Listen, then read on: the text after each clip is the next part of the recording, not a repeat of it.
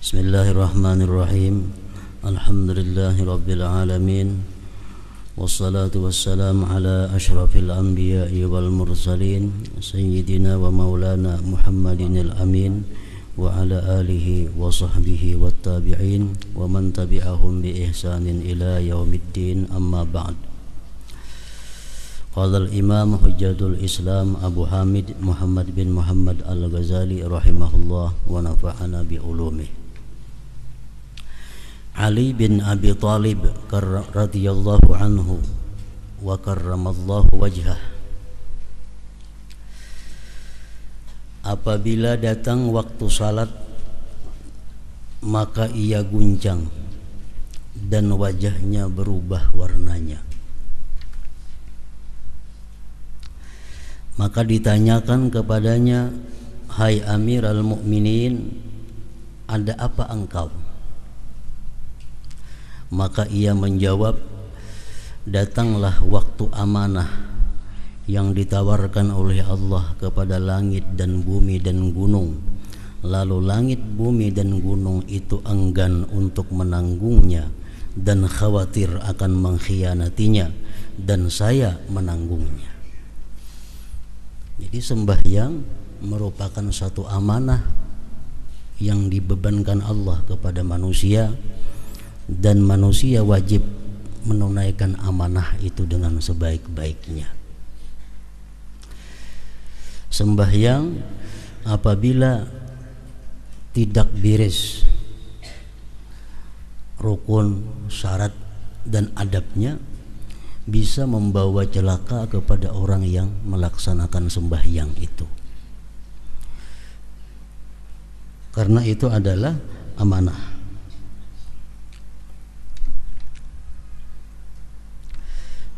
Kita umpamanya diinjami orang kendaraan. Nah, kita mengembalikan kendaraan itu tentu dengan baik, dengan bersih, dengan sempurna, supaya orang yang memberikan pinjaman kendaraan itu senang dengan kita. Tapi bila kendaraan itu kita kembalikan dalam keadaan rusak, dalam keadaan mogok, dalam keadaan kotor, tentu orang yang meminjami itu kada senang menerima pengembalian itu. Nah, demikianlah sembahyang. Sembahyang itu adalah amanah, nah, mesti ditunaikan dengan sebaik-baiknya. Dan diriwayatkan dari Ali ibn al-Husain, Ali Zainal Abidin, cucu Sayyidina Ali bin Abi Thalib,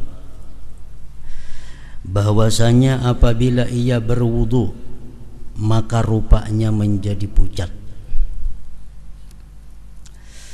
Lalu keluarganya bertanya kepadanya, "Apakah sesuatu yang menimpamu ketika berwudu?" Bila berwudu pucat, "Kenapa?" ujar nangkula ka itu. Nah, maka ia menjawab, "Tahukah kalian di hadapan siapakah saya mau berdiri?" Artinya, tahukah kalian aku ini bakal menghadapi siapa? Aku bakal menghadapi Allah Subhanahu wa ta'ala. Nah, ini menunjukkan ketinggian ma'rifat daripada Imam Ali ibn al-Husain radhiyallahu anhu. Karena para ulama sufi mengatakan, "Man arafallah habahu." Barang siapa ma'rifat kepada Allah, maka dia akan takut kepada Allah Ta'ala itu. Orang yang ma'rifat kepada Allah pasti akan takut kepada Allah. Semakin tinggi ma'rifatnya kepada Allah, semakin takut kepada Allah. Makin tinggi ilmu ma'rifatnya, makin tinggi lagi takutnya kepada Allah.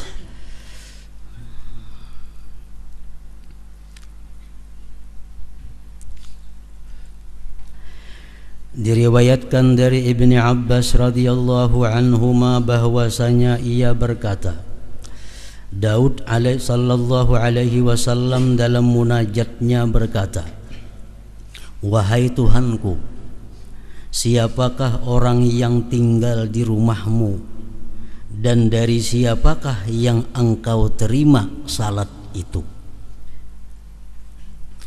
Lalu Allah mewahyukan kepadanya Nabi Daud, hai Daud, yang tinggal di rumahku dan yang aku terima salatnya hanyalah orang yang merendahkan diri kepada keagunganku. Ia lalui siangnya dengan ingat kepadaku, dan ia menahan nafsunya dari syahwat keinginan-keinginan karena aku. Ia memberi makan kepada orang yang lapar. Ia memberi tempat melindungi orang asing dalam perjalanan, dan menyayangi orang yang tertimpa bencana. Itulah orang yang cahayanya cemerlang di langit seperti matahari. Jika ia berdoa kepadaku, maka aku perkenankan, dan jika ia memohon kepadaku, maka aku memberinya. Aku jadikan di dalam kebuduhan akan kesantunan baginya, dalam kelalaian akan keingatan, dan dalam kegelapan akan cahaya. Perumpamaannya di kalangan manusia adalah seperti Firdaus pada setinggi-tinggi surga, yang sungai-sungainya tidak kering dan buah-buahnya tidak berubah. Nah, jadi di dalam ini wahyu Allah kepada Nabi Daud ini, bahwa Allah Subhanahu wa ta'ala menerima sembahyang itu bukan hanya sekedar khusyuk seseorang, tetapi ada sangkut pautnya dengan kelakuan-kelakuannya di luar sembahyang.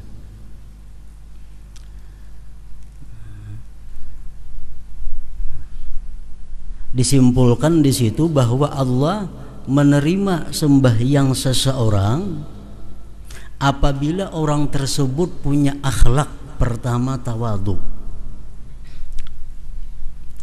Orang yang bersifat sombong itu sembahyangnya ditolak oleh Allah Subhanahu wa ta'ala.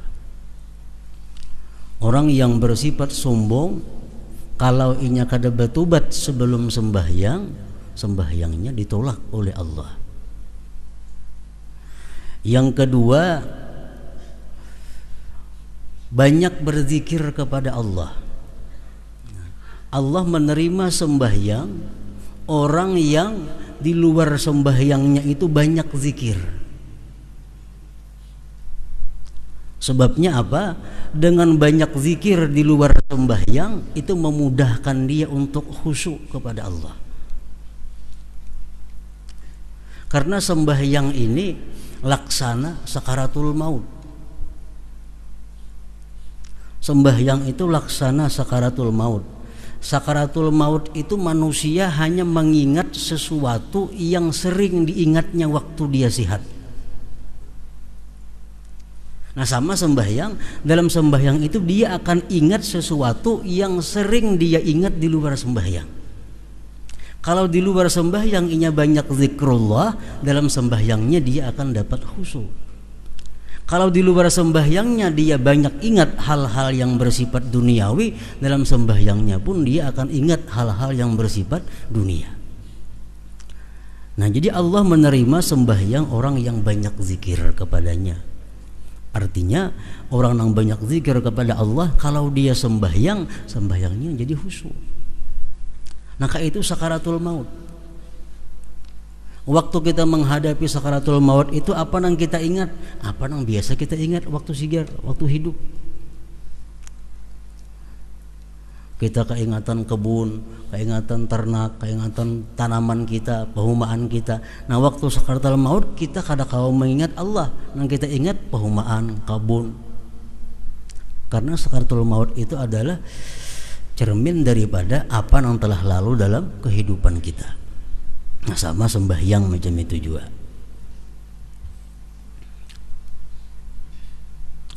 Ketiga, menahan diri dari yang dilarang Allah karena Allah. Allah menerima sembahyang orang yang mampu menahan diri dari yang dilarang Allah karena Allah.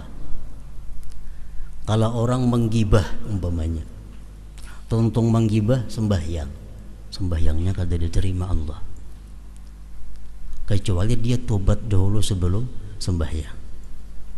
Nah, orang berdusta sembahyang, sembahyangnya ditolak oleh Allah kalau dia belum tobat daripada dustanya. Orang mencuri sembahyang bah itu kada diterima Allah sembahyangnya sebelum dia tobat daripada mencurinya. Allah hanya menerima sembahyang orang-orang yang mampu menahan diri dari yang dilarang Allah karena Allah.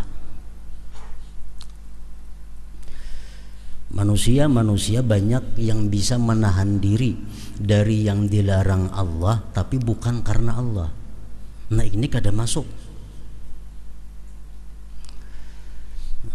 Amun aku melakukan maksiat ini, mun aku melakukan ini, aku bisa dipecat orang. Nah, ini kada karena Allah.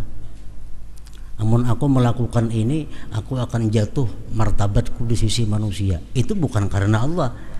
Yang dimaksud ini adalah Allah menerima sembahyangnya orang yang mampu menahan diri dari yang dilarang Allah karena Allah. Yang keempat, Allah menerima sembahyangnya orang-orang yang suka membantu fakir miskin.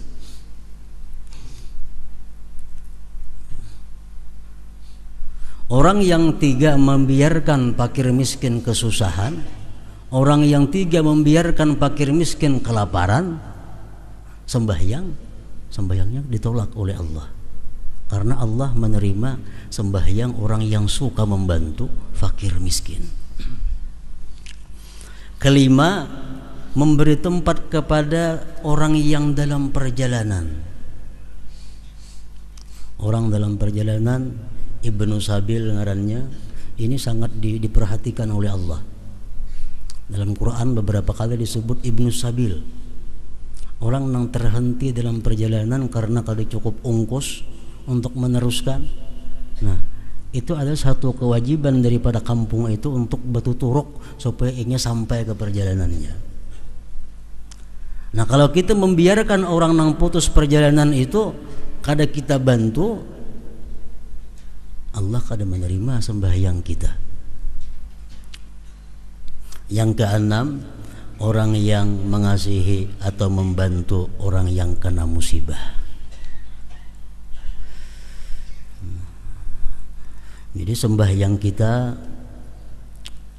diterima oleh Allah apabila kita di luar sembahyang berakhlak, berkelakuan 6 perkara tadi.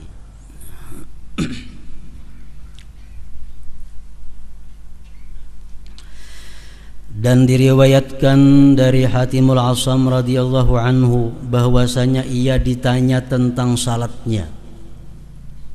Hatimul Asam, pian kayak apa sembahyang itu, ujar orang. Pian kayak apa sembahyang? Lalu ia menjawab, apabila tiba waktu salat maka saya menyempurnakan waktu dan saya mendatangi tempat yang saya ingini untuk salat padanya. Saya duduk padanya sehingga anggota-anggota badanku terhimpun. Kemudian saya berdiri untuk salat. Saya jadikan Ka'bah itu di antara alisku. Siratal mustaqim, jembatan di bawah telapak kakiku. Surga di sebelah kananku, neraka di sebelah kiriku. Malaikat maut di belakangku. Di mana salat itu saya duga sebagai akhir salatku. Kemudian saya berdiri antara harap dan takut. Saya bertakbir dengan tahqiq, dengan mantap. Saya membaca bacaan Al-Quran dengan tartil.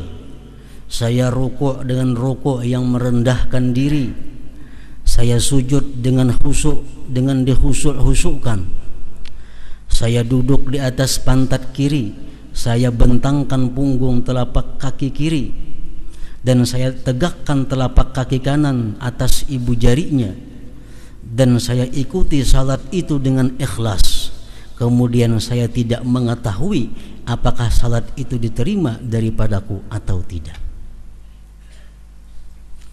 Sidin nang sembahyang macam itu nah, sidin belum yakin sembahyang sidin itu bisa diterima oleh Allah. Padahal cara sidin sembahyang itu sudah sedemikian khusyuk, sedemikian luar biasa. Jadi jar sidin, bila aku hendak sembahyang, aku membayangkan Ka'bah itu di antara dua alis, Ka'bah di hadapan. Aku bayangkan batisku ini berjajak di titian Siratal Mustaqim. Aku bayangkan surga di sebelah kananku, neraka di sebelah kiriku, malaikat maut di belakangku, dan aku anggap ini sembahyang yang terakhir dalam hidupku. Nah, hanya kisah aku mengangkat takbir Allahu Akbar. Kalau sidin sembahyang dengan baik, dengan khusyuk, dan itu pun sidin aku belum tahu apakah sembahyangku itu diterima Allah atau kada. Nah, apalagi sembahyang kita nang kada kakaruan, nang hendak sembahyang sawat aja bergaya, hendak sembahyang sawat aja berbuat hal-hal nang kada baik, nang kada beradab di sisi Allah. Hanya sembahyang jauh daripada hatimul asam ini.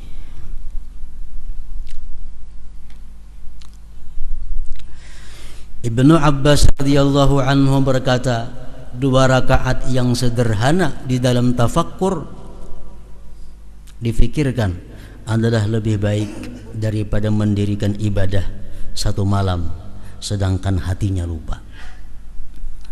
Sembahyang 2 rakaat kada terlalu panjang, cuma khusyuk, lebih baik daripada beribadah semalaman namun hatinya lupa.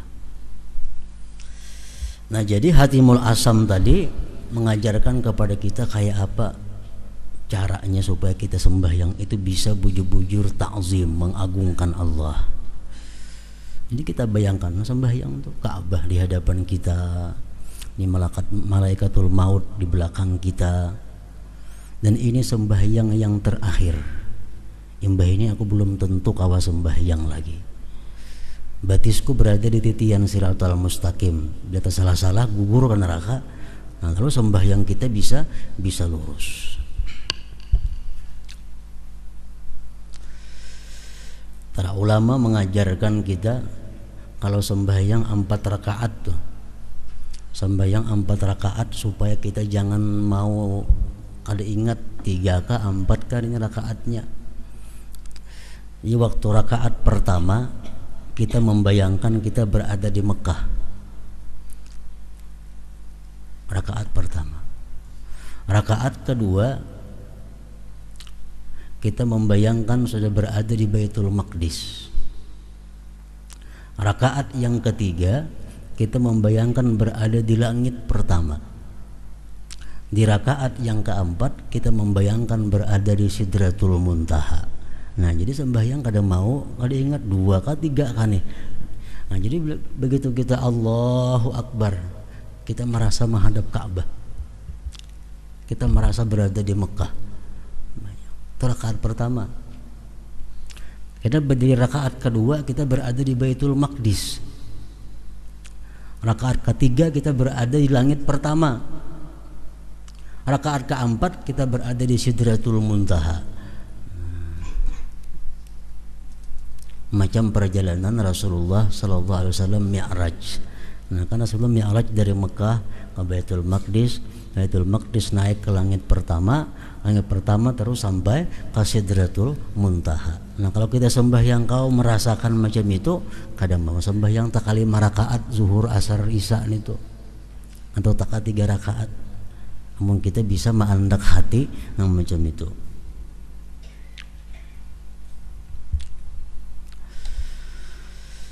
Keutamaan masjid dan tempat salat.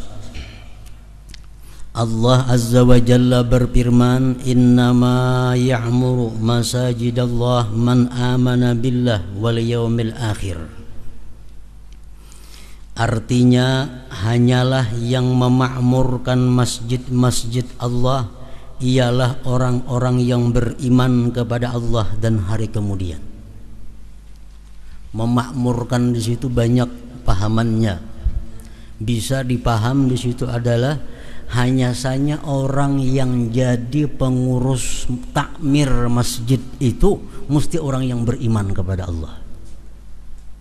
Orang yang jadi pengurus masjid itu mesti orang yang beriman kepada Allah. Kenapa? Karena masjid ini adalah rumah Allah. Nang mengurusnya, nang memakmurkannya mesti orang yang beriman kepada Allah. Bila pengurus masjid ini kada beriman kepada Allah, nah itu kita banyak menimbulkan masalah-masalah mudarat-mudarat di dalam masjid itu.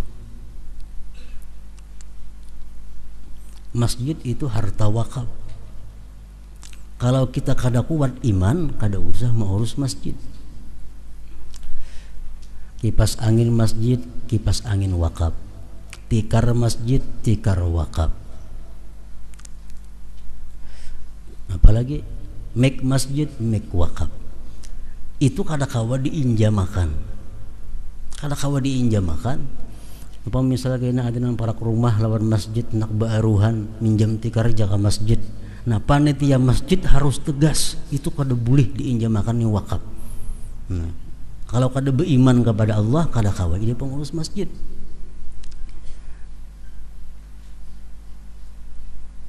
Orang nang azan di masjid mesti orang yang dipercaya, mesti orang yang adil. Kenapa? Karena azan di masjid ini menentukan waktu. Kalau orangnya ini kada bersifat adil, kada bersifat jujur, ini kayaknya azan bebarang aja. Tak dengar orang bang juga. Nah, mesti dia jujur, mesti adil, karena ini menyangkut orang banyak.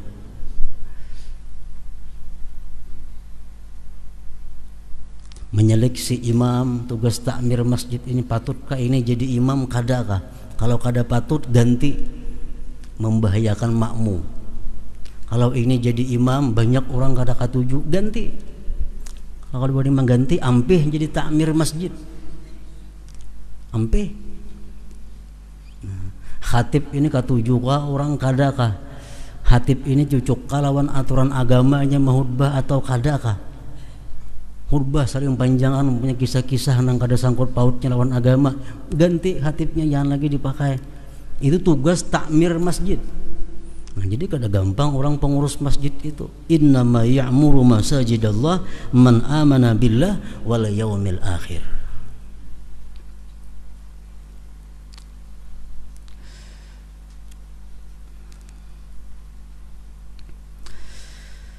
Nabi sallallahu alaihi wasallam bersabda, "Man bana lillahi masjidan walau kamabhasi qatatin banallahu lahu qasran bil jannah."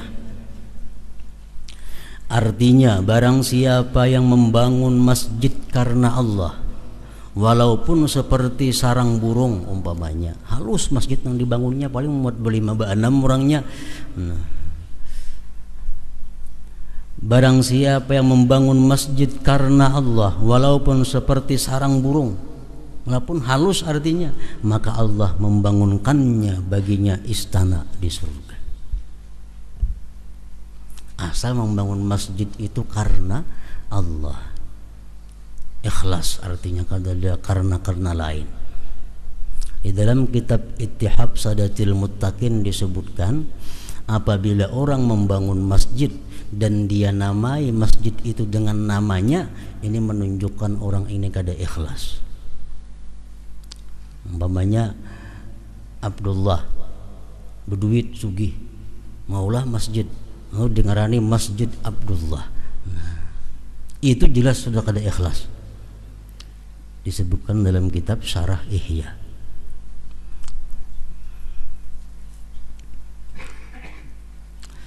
Dan Nabi sallallahu alaihi wasallam bersabda, "Man alifal masjida alifahullah ta'ala."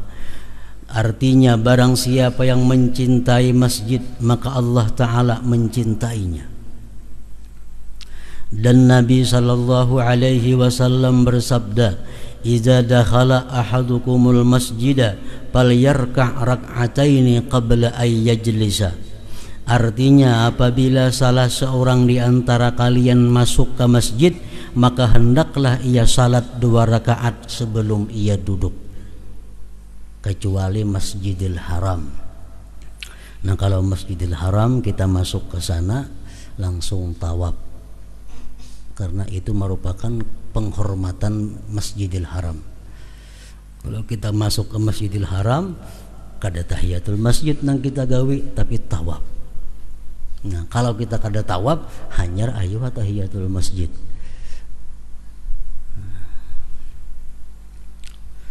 Kalau kita ke Masjidil Haram kita hendak tawaf, makruh tahiyatul masjid, langsung tawaf aja berdahulu. Nah kalau kita kada hendak tawaf, nah ayuh sunat tahiyatul masjid. Jadi itu penghormatan masjid.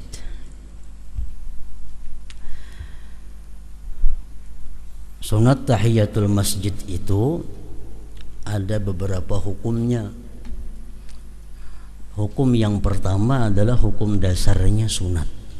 Tahiyatul masjid itu menurut mazhab kita Imam Syafi'i hukumnya sunat.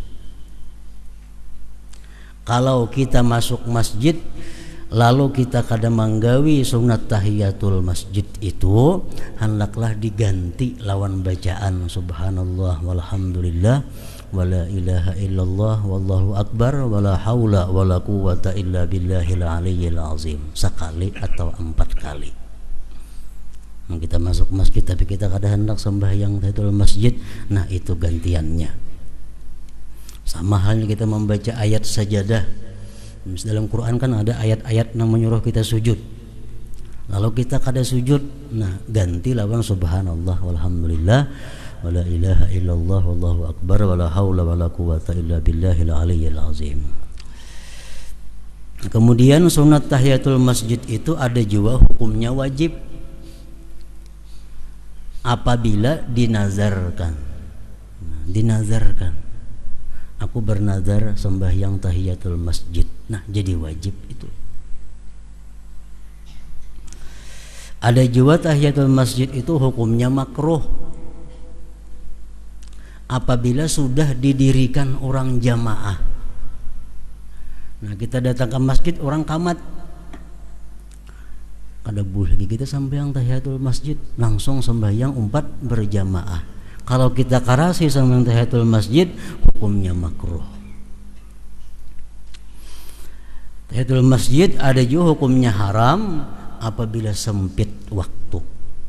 Nah kita masuk ke masjid, kalau aku tahiyatul masjid ini keluar waktu sembahyang sudah. Nah jadi kada boleh langsung sembahyang digawi. Jangan tahiyatul masjid. Maka itu juga haram sembahyang tahiyatul masjid ini apabila kita mempunyai ada qadaan nang kada diuzurkan, kita haram tahiyatul masjid. Contohnya sembahyang waktu zuhur. Waktu zuhur ini kita sibuk, sibuk nang apakah? Sehingga habis waktu zuhur belum lagi sembahyang zuhur. Nah, amun kita sembahyang ke masjid jangan tahiyatul masjid, qadaan dulu akan. Kenapa? Karena kita meninggalkan sembahyang tanpa uzur tadi, nah, karena kesibukan. Jadi kalau kita kada sembahyang fardu, kada sembahyang zuhur, kada sembahyang asar karena bukan uzur, karena kesibukan dunia, masuk kita ke masjid hendak mengqada, qadaan dahulu akan. Tahiyatul masjid kada usah digawi. Ada usah digawi.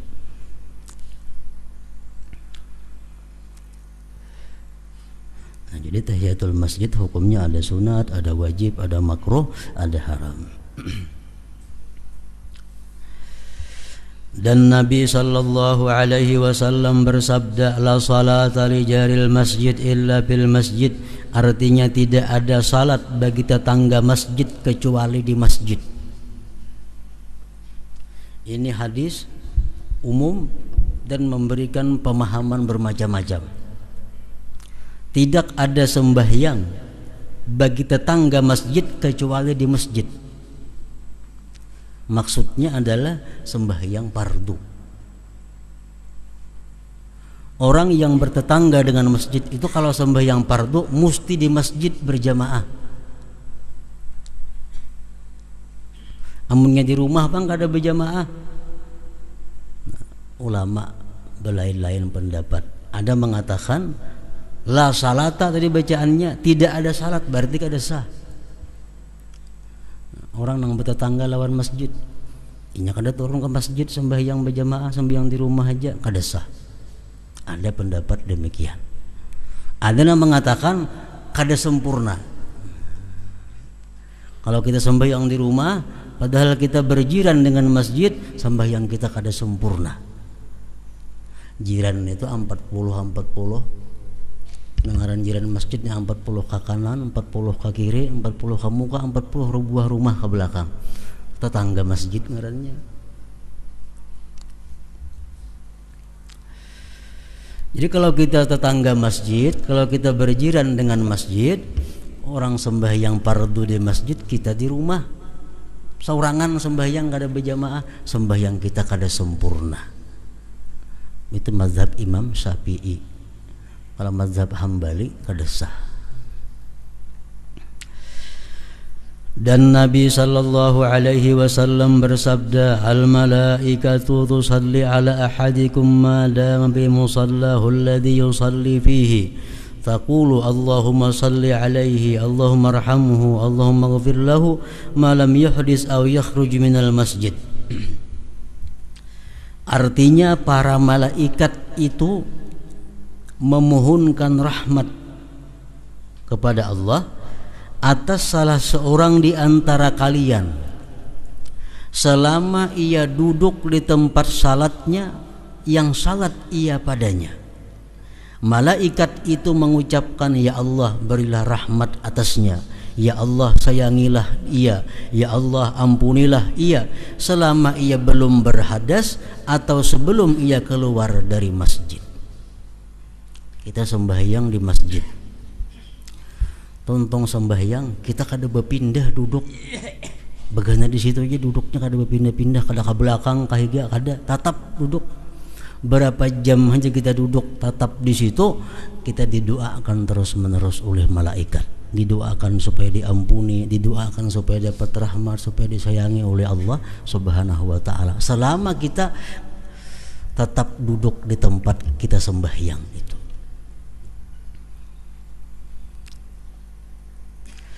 Dan Nabi sallallahu alaihi wasallam bersabda, ya'ti fi akhir zaman nasun min ummati ya'tuna al-masajida fayaq'uduna fiha hilakan bacaannya lah, hilaqa dzikruhumud dunya wa hubbud dunya la tujalisuhum falaysa lillahi bihim hajah. Di akhir zaman akan datang orang-orang dari umatku datang ke masjid-masjid, mereka duduk padanya dengan berlingkaran-lingkaran. Zikir mereka adalah dunia dan cinta dunia. Artinya duduk di masjid tapi nang dipandirakan pandiran dunia.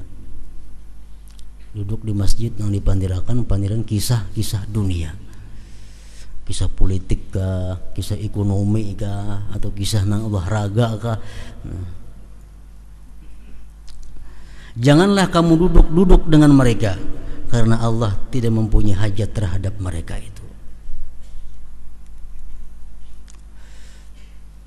Palatar masjid itu termasuk masjid. Dudukan di palatar masjid bepandiran. Nah, pandir nang kada ada hubungnya dengan agama. Dan Nabi sallallahu alaihi wasallam bersabda, qala Allah azza wa jalla fi ba'dil kutub, inna buyuti fi ardil masajidu wa inna zuwari fiha ummaruha fatuba li 'abdin tatahhara fi baitihi summa zarani fi baiti fa haqqun 'alal mazur ay yukrima zairahu. Artinya Allah azza wa jalla berfirman di dalam kitabnya, sesungguhnya rumahku di bumi adalah masjid-masjid, dan sesungguhnya para pengunjungku, para tamuku adalah orang-orang yang memakmurkan masjid-masjid. Maka keberuntungan bagi orang yang bersuci di dalam rumahnya, kemudian ia berkunjung kepadaku di rumahku, maka kewajiban atas yang dikunjungi untuk memuliakan pengunjungnya. Jadi masjid itu adalah rumah Allah. Kelakuan kita di masjid jangan sama lawan kelakuan kita di rumah kita. Ada adab-adab masjid yang mesti dipelihara. Karena ini rumah Allah. Sama kita bilang ke rumah orang, jangan kayak di rumah kita. Ada aturan-aturan kalau kita menamu ke rumah orang, apalagi kita ke masjid ini ke rumah Allah. Ada aturan-aturannya.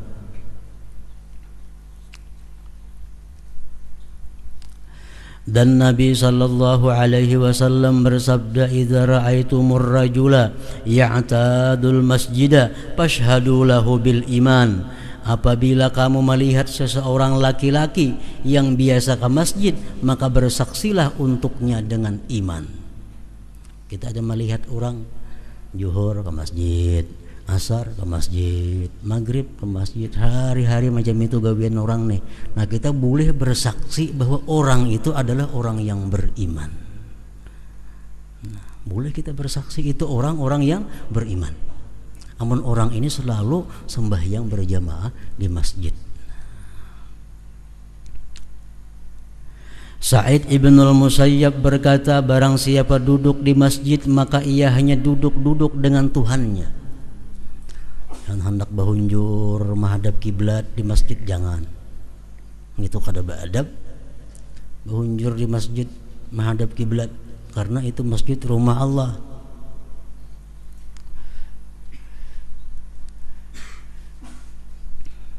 Orang nang makan bawang, jangan ke masjid jar Nabi. Ada kalau tuh karena muntungnya berbau. Nah, masjid rumah Allah. Makan bawang jangan hendak ke masjid, karena masjid itu rumah Allah. Jangan hendak beruku di masjid atau di pelatar masjid, kada boleh. Ulama mengatakan itu haram beruku di dalam masjid, karena membuat kada baik masjid, membuat bau kada nyaman dengan masjid.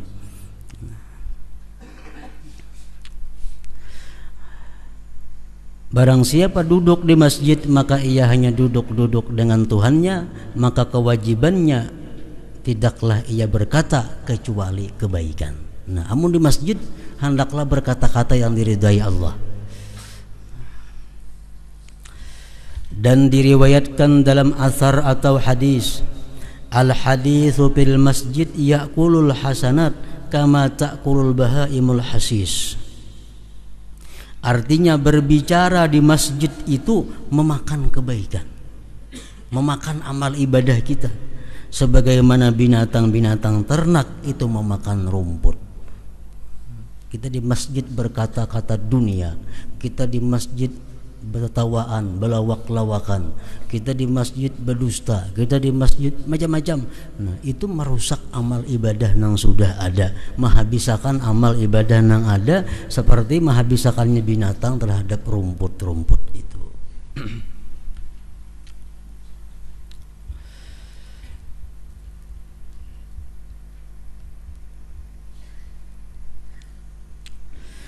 An-Nakhai berkata, mereka berpendapat bahwa berjalan di malam yang gelap ke masjid itu mewajibkan surga. Artinya apa? Lampu pajah malam tatapnya ke masjid. Nah, itu mewajibkan dia masuk surga. Lampu pajah kada benyala tatapnya ke masjid. Anas bin Malik berkata, barang siapa yang memberi lampu di dalam masjid, maka senantiasalah malaikat dan pembawa aras itu memohonkan ampunan baginya selama sinarnya di dalam masjid itu. Menukarakan bula-bula lampu di masjid, selama lampu itu masih menyala, nah maka orang ini dimintakan ampun terus oleh malaikat.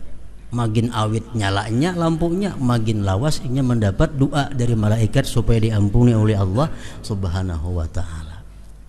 Di masjid tapi lampunya lain, itu menara nang habang hijau tuh ada masuk nih tuh.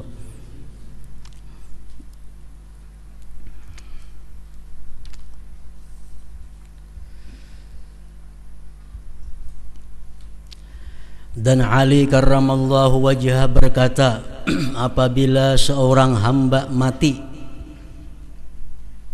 maka menangislah tempat salatnya dari bumi dan tempat naik amalnya dari langit. Kita kebiasaan sembahyang, kita duduk sembahyang baca Quran, di situ kita mati, tempat itu menangis karena kada ada lagi orang yang menyembahyanginya, yang menempati kebaikannya. Kemudian ia membaca, fama bakat alaihimus sama'u wal ard wa ma kanu munzarin. Artinya, maka langit dan bumi tidak menangisi mereka, orang-orang yang berdosa kafir. Kalau orang-orang yang durjana mati, tanah kada menangisinya, bumi kada menangisinya, dan mereka pun tidak diberi tangguh. Orang-orang kafir itu kada diberi tempo lagi untuk bertobat apabila sudah datang waktunya. Ibnu Abbas radhiyallahu anhuma berkata, bumi menangisinya selama 40 pagi. Ini kita misal di rumah. Di rumah ada tempat penyembahyangan. Kita sembahyang itu di situ di rumah biasanya. Nang mana ada berisi tempat penyembahyangan, sembahyang sunat kita di situ, sembahyang tahajud di situ, di tempat itu. Nah, kita mati, tempat penyembahyangan kita ini menangisi kita selama 40 hari. Selama 40 hari.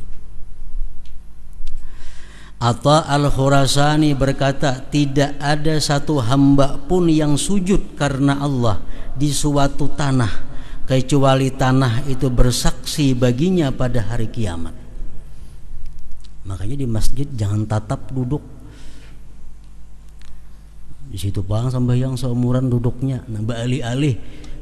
Hari ini di sini, esok ini di situ, sembahyang pun di sebelah sini. Supaya apa? Banyak saksi di akhirat bahwa kita berbuat kebaikan.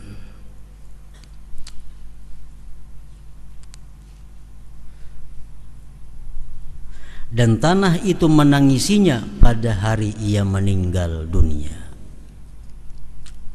Anas bin Malik berkata, tidak ada satu tanah pun yang padanya disebut Allah Ta'ala dengan salat atau zikir kecuali tanah itu berbangga kepada tanah sekitarnya. Ini bagak lawan nang dihigainya. Ini kan mau diduduki orang, aku diduduki orang, nah orang berzikir, wadahku sini, orang sembahyang, wadahku ikan ada sebelah situ. Nah, jadi tanah nang berbangga kepada tanah nang lainnya. Dan ia merasa senang dengan penyebutan Allah Azza wa Jalla sampai ke penghabisannya, yaitu sampai ke 7 bumi, sampai ke lapis nang ke-7 bumi.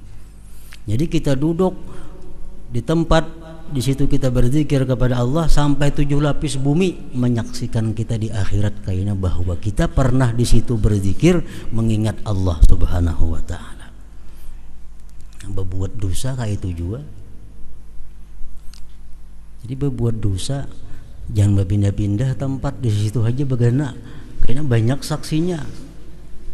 Ini di situ berbuat dosa, sini berbuat dosa. Di akhirat kita berumut saksi yang berbuat dosa. Memakai baju salambar saja lu berbuat dosa, isuk nih tuh pulang pakai, isuknya nih tuh pulang jangan berbuat dosa, supaya baju jangan banyak nang jadi saksi kita berbuat dosa. Lain halnya kebaikan, disuruh kita memperbanyak saksi, memperbanyak syahadah kayaknya.